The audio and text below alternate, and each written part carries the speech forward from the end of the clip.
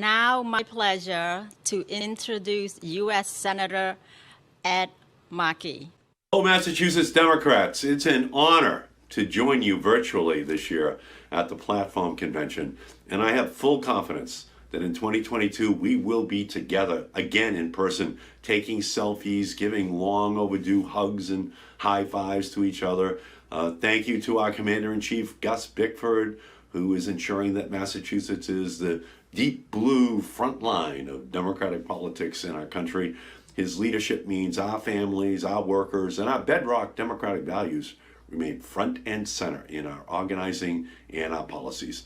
We're grateful for all of your work, Gus, and the whole team at the Democratic State Party. And I want to begin with the most sincere thanks I can give to all of you for the support you provided me in my campaign in 2020. To the organizers, to the delegates, to the grassroots that were with me and helped fuel me to re-election to the United States Senate, know that you were the foundation of my campaign. I could not have done it without you. Massachusetts has the best grassroots organizers in the nation. I knew that before, and you proved that to everyone across the nation last year.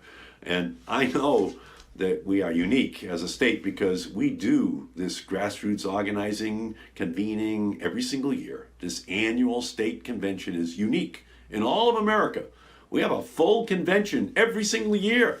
And that's because we know that it's all about the grassroots. We know that we have to go to the grassroots, to the delegates, to the organizers on the ground to really make change. And this yearly convention is the commitment we have in Massachusetts and as Democrats to the power of the grassroots. When we get together each year, yes, we do so to create the platform, to identify the priorities, to debate the issues, but we also do it to reassert that the people drive the politics and the policies and that the grassroots are the people. And I'm so grateful for everything you do, the door knocking, the sign holding, the phone banking, the texting, the person-to-person discussions. I will say it again, I couldn't have done it without you last year, and this democratic country that we now live in couldn't do it without Massachusetts. I know the crises facing our country right now are numerous.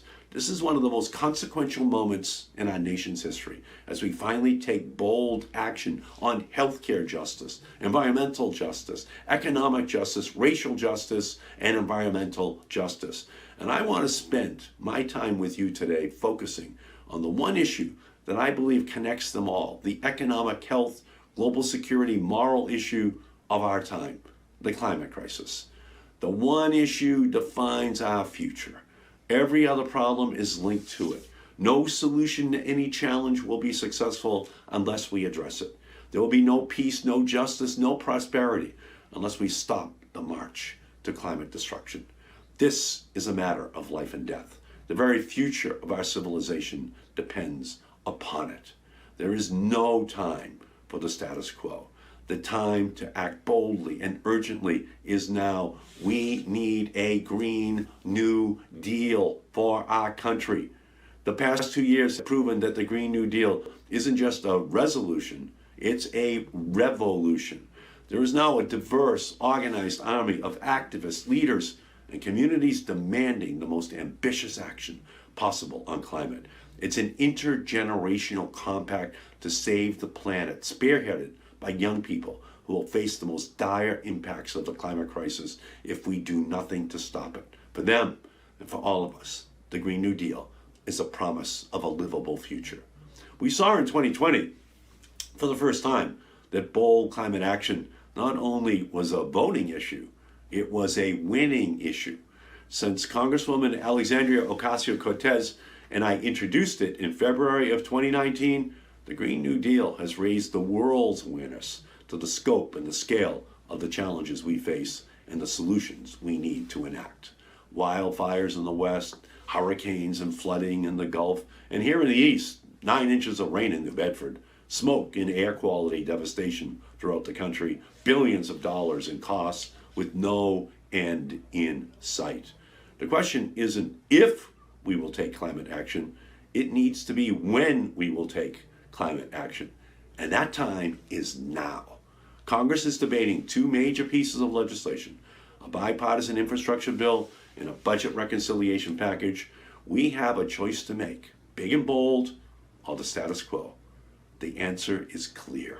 We cannot limit our imagination to simply building more highways, especially when we have so many more climate action and clean energy opportunities to unlock. Wind, solar, electric vehicles, batteries, storage, energy efficiency, strengthening our grid, sustainable farming. This is our future. Democrats voted overwhelmingly for climate action in 2020. These voters will be in jeopardy in 2022 and 2024 if we don't put climate action at the center of all of our work.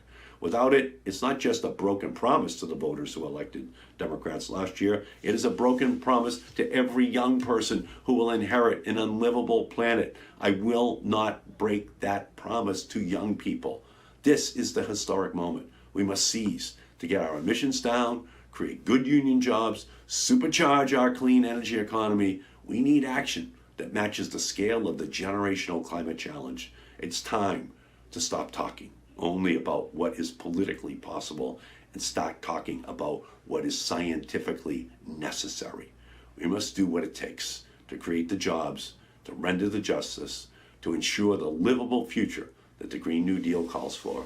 We have the technology to do it. We have the economic imperative. We have the moral obligation. We just need the political will. And when we talk about infrastructure, we cannot forget about the people who use it. I want to make it very clear. Childcare is infrastructure. Education is infrastructure. Paid leave is infrastructure. Democrats understand that investing in a healthy economy means investing in our people. And as we fight for the health of our people and our planet, we must fight like hell for our democracy as well. We must abolish the filibuster, a Jim Crow relic that is an obstacle to climate action, to raising the minimum wage and to criminal justice reform, to abortion access, to comprehensive immigration reform, and to ensuring universal health care is a right for all people. The choice is simple: the filibuster or democracy.